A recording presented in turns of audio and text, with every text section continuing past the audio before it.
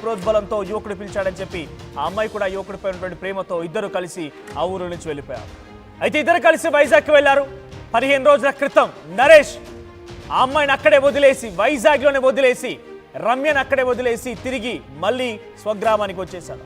అయితే ఎన్నిసార్లు ఫోన్ చేసినా నరేష్ స్పందించకపోవడం పైన మనస్తాపానికి ఆ అమ్మాయి రమ్య బలవన్మరణానికి పాల్పడింది. వైజాగ్లోనే బలవన్మరణానికి పాల్పడి ఇప్పుడు మరణించింది. సో తను ఇద్దరు ప్రేమించుకున్నారు, అనుకున్నట్టుగానే ప్లాన్ వేసుకున్నారు, ఇద్దరు కలిసి జీవిస్తామనుకున్నారు. ఒకరిని విరిచి ఒకరు ఉండలేమని నిశ్చయించుకొనే ఇద్దరు కలిసి ఆ ఊరు నుంచి వదిలేసి వెళ్ళిపోయారు. ఇద్దరు కలిసి బయటికి వెళ్ళి బ్రతుకుదాము, కొన్ని రోజుల తర్వాత తిరిగి వద్దామనుకున్నారు. అనుకున్నట్టుగానే ఇద్దరు కలిసి వెళ్ళిపోయారు. కానీ నరేష్ మాత్రం అమ్మాయిని అక్కడే మోసం చేసి వదిలేసి వచ్చినట్టుగా ఆ అమ్మాయి చెప్తోంది. ఒక లేఖ కూడా అమ్మాయి చివరిగా తన బలవన్మరణానికంటే ముందు ఒక లేఖను రాసుకొచ్చింది. ఇక్కడ చూడండి. నన్ను క్షమించండి, నా చావుకి కారణం నన్ను ఇంత దూరం తీసుకొచ్చి నమ్మించి మోసం చేసి వెళ్ళిపోయిన నరేష్. నా తల్లిదండ్రులకి ఈ చావుకి ఎటువంటి సంబంధం లేదు. సో మరోవైపుగా సారీ నాన్న, వాడిని మాత్రం అస్సలు వదిలిపెట్టకు, తమ్ముడు జాగ్రత్త, నా కోసం ఆలోచించకండి అని చెప్పి ఒక లేఖ కూడా రాసుకొచ్చింది. సో ఇద్దరు కలిసి నిశ్చయించుకొని ప్రేమించి పెళ్లి చేసుకొని జీవిద్దామనుకున్నారు. కానీ నరేష్ చేసినటువంటి మోసానికి తాళలేక తట్టుకోలేక ఆ అమ్మాయి బలవన్మరణానికి పాల్పడింది. ఎస్, మరిన్ని అప్డేట్స్తో మా ప్రతినిధి ఉదయ్ సిద్ధంగా ఉన్నారు ఫోన్ లైన్లో. ఉదయ్, సో ఏం జరిగింది? రమ్య బలవన్మరణం గల కారణం ఏంటి? నరేష్ ఎందుకు తనని నమ్మించి మోసం చేయాల్సి వచ్చింది? తిరిగి తనని అక్కడే వదిలేసి ఎందుకు స్వగ్రామానికి చేరుకున్నాడు? ఈ పేరెంట్స్కి తెలుసా నరేష్ రమ్య ఇద్దరు కలిసి వెళ్ళిపోయారన్న విషయం తెలుసా పేరెంట్స్కి?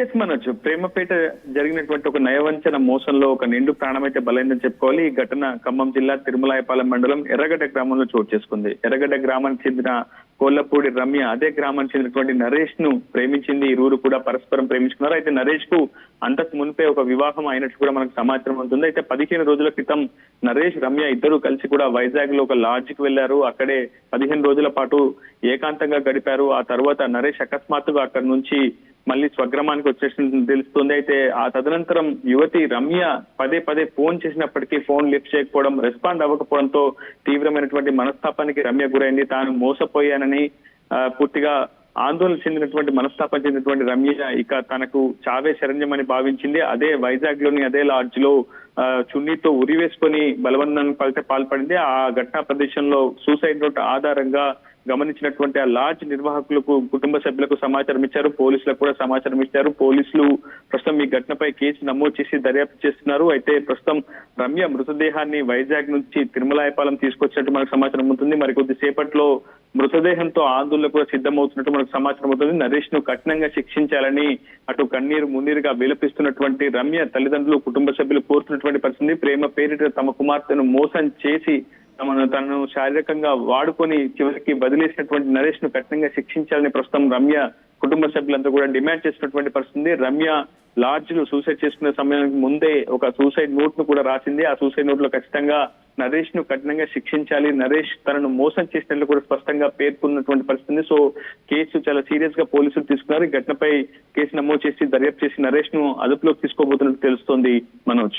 రైట్, అంటే రమ్యని అక్కడ వదిలివేసి వెళ్ళడానికి కారణం ఏంటి? అక్కడ ఎందుకు వదిలేసి వచ్చాడు నరేష్? ఏదైనా కారణం చెప్తున్నారంటే రమ్య నరేష్ ఇద్దరు కలిసే వెళ్ళిపోయి ఉంటే ఇక్కడికి వచ్చిన తర్వాత నరేష్ని ఆ కుటుంబీకులు లేకపోతే స్థానికంగా ఉన్నటువంటి గ్రామస్తులు కొంత నిలదీసేవారు కదా, అటువంటి జరిగింది ఏదైనా? ప్రస్తుతం మనకు అందుతున్నటువంటి సమాచారం ప్రకారం నరేష్ కు రమ్యతో ప్రేమ కంటే మునుపే మరొక యువతితో వివాహం అయినట్టు తెలుస్తుంది. సో ఆ వివాహ బంధం కారణంగా మళ్ళీ నరేష్ స్వగ్రామానికి తిరిగి వచ్చాడా, లేదంటే ఎవరైనా భయాందోళనకు గురి చేసినటువంటి పరిస్థితి అనే అంశంపై ఇంకా పూర్తి వివరాలు తెలియాల్సి ఉంది. అయితే వివాహితుడిని ప్రేమించి ప్రస్తుతం రమ్య కూడా తప్పు చేసిందంటూ కూడా గ్రామస్తులు చర్చించుకుంటున్నటువంటి పరిస్థితి ఉంది. ఏదేమైనప్పటికీ ఇటువంటి బలవన్నానికి పాల్పడడం పట్ల ఆ గ్రామంలో మాత్రం తీవ్రమైనటువంటి విషాద ఛాయలు అనుకున్నాయి. నరేష్ ను కఠినంగా శిక్షించాలన్న డిమాండ్ మాత్రం ప్రస్తుతం రమ్య కుటుంబ సభ్యులు వ్యక్తం చేసినటువంటి పరిస్థితి ఉంది Manoj. Right, thank you Uday. So Ramya అనేటువంటి ఆ అమ్మాయిని ఒకే గ్రామానికి చెందినటువంటి అదే యువకుడు నరేష్ అనేటువంటి యువకుడు ప్రేమించానని చెప్పి తనని తీసుకువెళ్ళి పెళ్లి చేసుకుందామని కలిసి ఉందామని చెప్పి నమ్మించి తనని వైజాగ్ తీసుకెళ్లాడు. ఆ తర్వాత అమ్మాయిని అక్కడే వదిలేసి తిరిగి ఇంటికి వచ్చేసాడు. సో 15 రోజుల క్రితం నరేష్ ఇంటికి వచ్చినట్టు తెలుస్తోంది. అయితే ఎంతకీ ఫోన్ చేసినా లిఫ్ట్ చేయకపోయేసరికల్లా చాలా తీవ్రమైనటువంటి మనస్తాపానికి గురైనటువంటి ఆ అమ్మాయి బలవన్మరణానికి పాల్పడింది, మరణించింది. సో ఇటువంటి విషయాలు చాలా పెద్ద ఎత్తున జరుగుతున్నాయి. తల్లిదండ్రులను ఒక్కసారి ఆలోచించండి. మీరు డిసిషన్ తీసుకునే ముందు మీరు ఎంచుకున్నటువంటి ఆ యువతి లేదా యువకుడు కరెక్టేనా?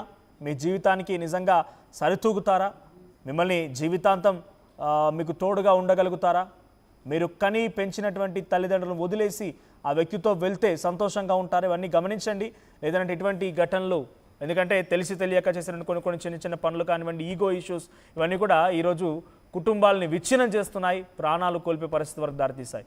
ఈ వార్త విన్న తర్వాత మీ అభిప్రాయం ఏంటి? కామెంట్ చేయండి.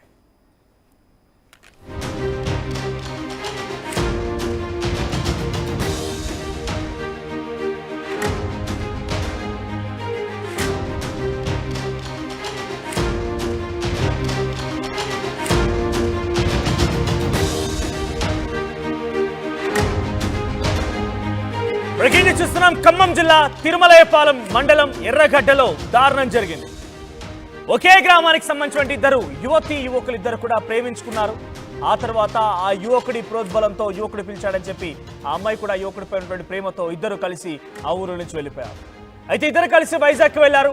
15 రోజుల క్రితం నరేష్ ఆ అమ్మాయిని అక్కడే వదిలేసి, వైజాగ్లోనే వదిలేసి, రమ్యను అక్కడే వదిలేసి తిరిగి మళ్ళీ స్వగ్రామానికి వచ్చేశాడు. అయితే ఎన్నిసార్లు ఫోన్ చేసినా నరేష్ స్పందించకపోవడం పైన మనస్తాపానికి ఆ అమ్మాయి రమ్య బలవన్మరణానికి పాల్పడింది. వైజాగ్లోనే బలవన్మరణానికి పాల్పడి ఇప్పుడు మరణించింది. సో తను ఇద్దరు ప్రేమించుకున్నారు, అనుకున్నట్టుగానే ప్లాన్ వేసుకున్నారు, ఇద్దరు కలిసి జీవిస్తామనుకున్నారు. ఒకరిని విడిచి ఒకరు ఉండలేమని నిశ్చయించుకొనే ఇద్దరు కలిసి ఆ ఊరు నుంచి వదిలేసి వెళ్ళిపోయారు.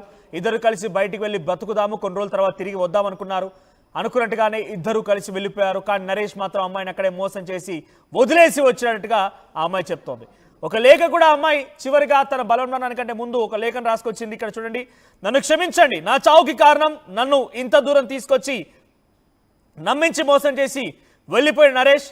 నా తల్లిదండ్రులకి ఈ చావుకి ఎటువంటి సంబంధం లేదు. సో మరోవైపుగా సారీ నాన్న, వాడిని మాత్రం అస్సలు వదిలిపెట్టకు, తమ్ముడు జాగ్రత్త, నా కోసం ఆలోచించకండి అని చెప్పి ఒక లేఖ కూడా రాసుకొచ్చింది.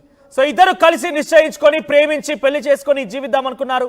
కానీ నరేష్ చేసినటువంటి మోసానికి తాళలేక, తట్టుకోలేక ఆ అమ్మాయి బలవన్మరణానికి